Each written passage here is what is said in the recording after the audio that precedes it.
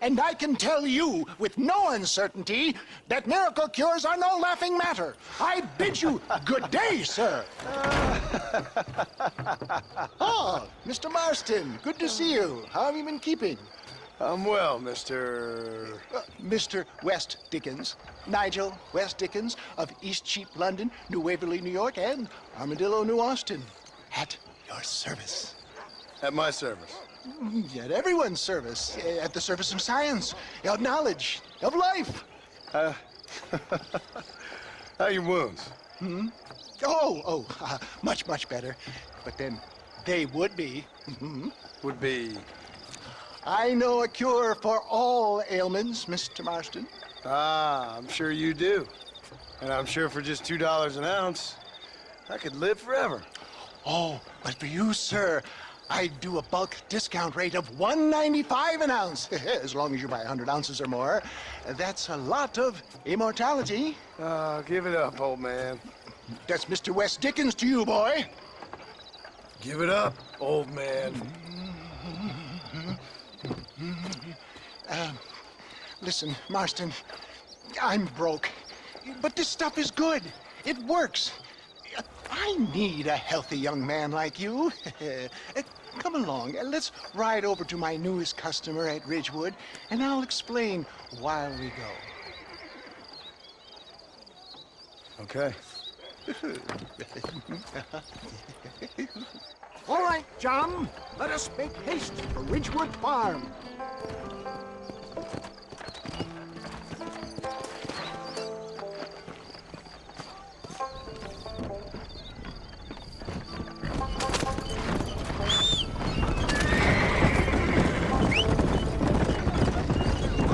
I heard about you, Mr. West Dickens. And I about you, John Marston. Hoodwinking the weak, gullible out of their hard-earned money. Get back on the road! We'll have nothing left by the time we get to Ridgewood. My dear boy, it is you who is gullible, if I may be so bold, for heeding such ill-informed scuttlebutt. You're as full of wind as a horse with the colic. I have been blessed with the gift of language, and for that I will not apologize. But the West Dickens elixirs speak for themselves. My thousands of happy customers attest to that. For the love of God, try to stay on the road! If my tonic is such a sham, how do you explain the fine fettle in which you find me? Last time you saw me, I was knocking at death's door. You should thank the doctor for that. I reckon you were acting it up worse than it was. Act I can, John. A more convincing Othello there has never been. And so shall you, a fair Iago or Cassio. I don't like the sound of this. Showmanship, John. The flourish.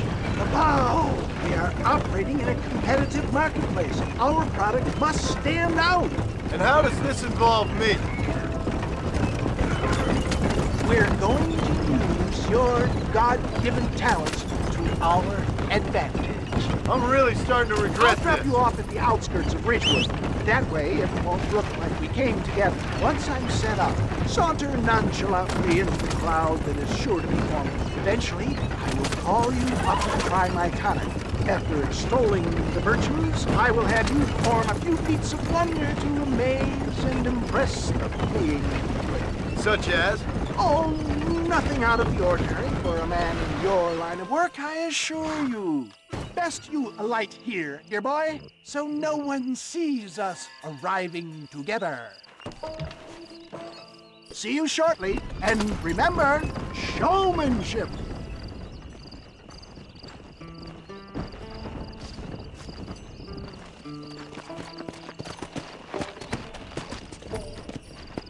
Yeah.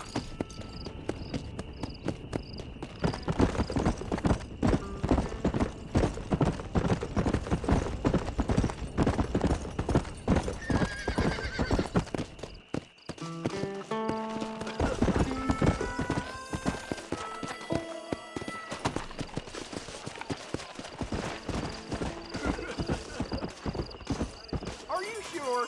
Ladies, gentlemen, this right here is the result of years of medical research.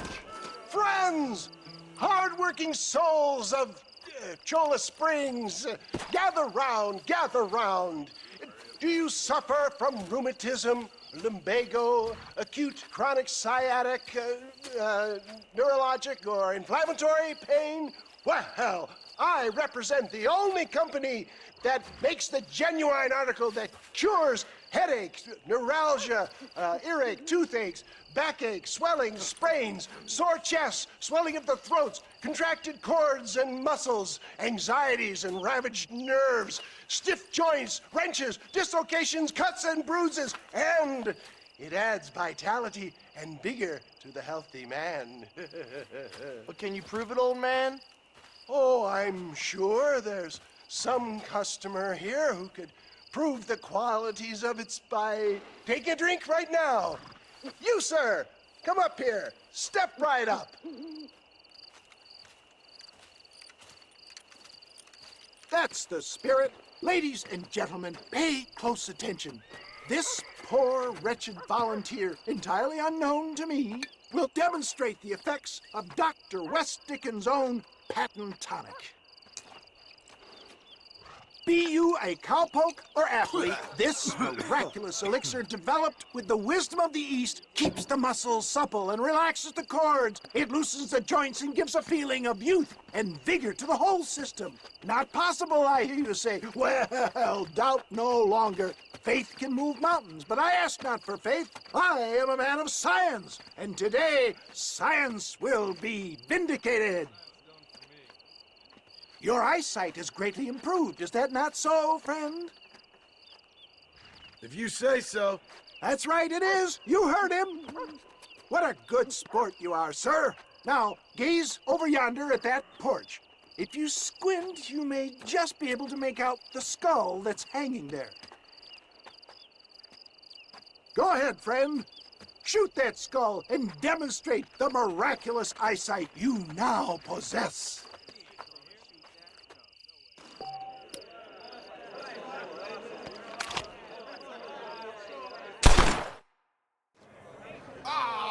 Wait! He is still adjusting to his powerful new eyes. Try again, friend. The tonic may still be taking hold. Go home, West Dickens!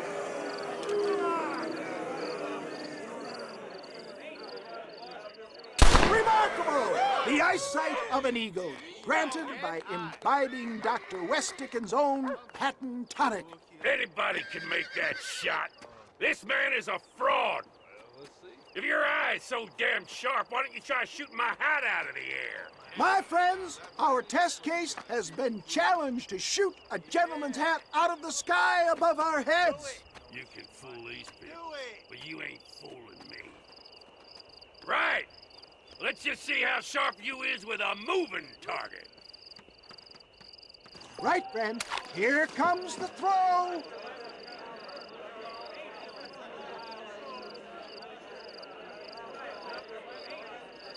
See?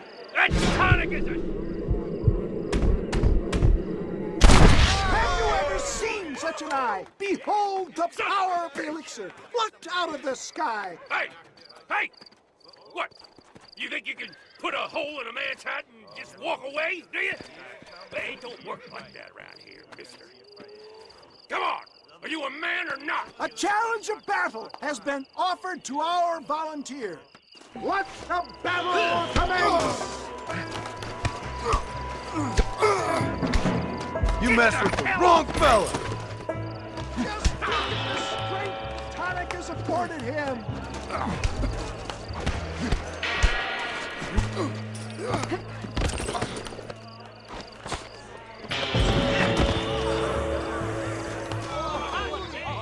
There it is, skeptics and dissenters, irrefutable proof. Do not let this opportunity pass you by. Look, he's over there. Go get him! This ends now. Watch out, he's got a gun. Who the hell do you think you are? You ain't leaving here alive.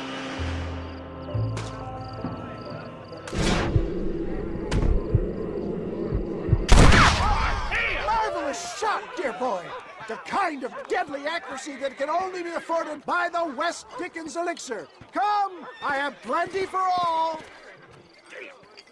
You'll be fine. Get out of my way. Hey, where are you going? Get me a bottle, please. One of them, right? Yeah, no harm in trying one bottle, I suppose.